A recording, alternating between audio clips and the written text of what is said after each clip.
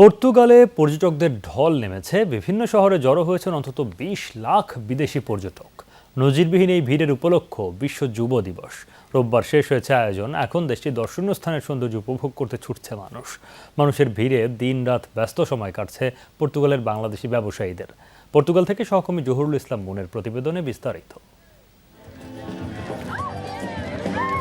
পর্তুগালের পর্যটন এলাকাগুলোতে এখন তিল ধরনের ঠাঁই নেই। যুব দিবস উপলক্ষে বিশ্বের নানা প্রান্ত থেকে ইউরোপের দেশটিতে জড়ো হয়েছেন তরুণ তরুণীরা। তারাই এখন ভিড় জমাচ্ছেন দর্শনীয় স্থানগুলোতে। আগস্টের প্রথম ৬ দিন রাজধানী লিসবন সহ বিভিন্ন শহরে ছিল যুব দিবসের নানা আয়োজন। খ্রিস্টানদের সর্বোচ্চ ধর্মীয় নেতা পোপ ফ্রান্সিসের ডাকে সাড়া দিয়ে পর্তুগালে জড়ো হয়েছেন এই তরুণ তরুণীরা। বাংলাদেশ থেকেও যুব দিবসে অংশ নিয়েছেন ৩০ সদস্যের একটি দল।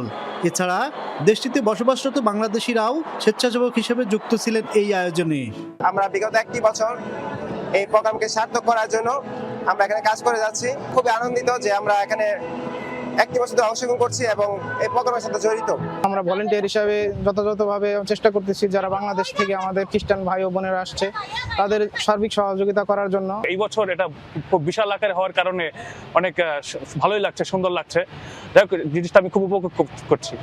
যুব সম্মেলনে হাসি ফুটেছে দেশটির বাংলাদেশি ব্যবসায়ীদের। পর্যটন নির্ভর ব্যবসায়ীরা ২৪ ঘন্টা পেয়েছে প্রতিষ্ঠান খোলার অনুমতি, ফলে বেড়েছে বেচাকেনাও। বিশেষ করে আমাদের ট্যুরিস্ট শপ এবং মিনি মার্কেট, এই সবগুলোতে অনেক ট্যুরিস্ট আনাগোনা হয়েছে এবং বিভিন্ন জিনিস কিনতেছে, যার ফলে অনেকটাই আমরা ব্যবসা দিকে উন্নতি করছি। ফেস্টিভ্যাল উপলক্ষে টুরিস্টদের আগমন একটু বেশি হয়েছে এবার, তো আশা করি আমাদের বিজনেস আরও ভালো যাবে। এই গত সামার থেকে এবারে একটু এই মাসটাতে, স্পেশালি এই মাসটাতে আশা করি আরও ভালো যাবে আমাদের ব্যবসাটা। ১৯৮৬ সালে প্রথমবার ইতালির রোমে অনুষ্ঠিত হয় এই সম্মেলন। এরপর থেকেই ভ্যাটিকান সিটির ক্যাথলিক চার্চের প্রধান পোপের সাথে সারা বিশ্বের তরুণদের মিলনমেলা হিসাবে এই বিশ্ব যুব সম্মেলন অনুষ্ঠিত হয়ে আসছে। সম্মেলন আয়োজনের স্থান এবং সময় দুটোই নির্ধারণ করেন পোপ।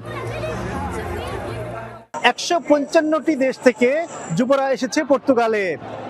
লাখো লাখো যুবক যুবতীর পদচারণায় লিসবন মুখরিত। Zahurul Islam moon, Jamuna news, Portugal.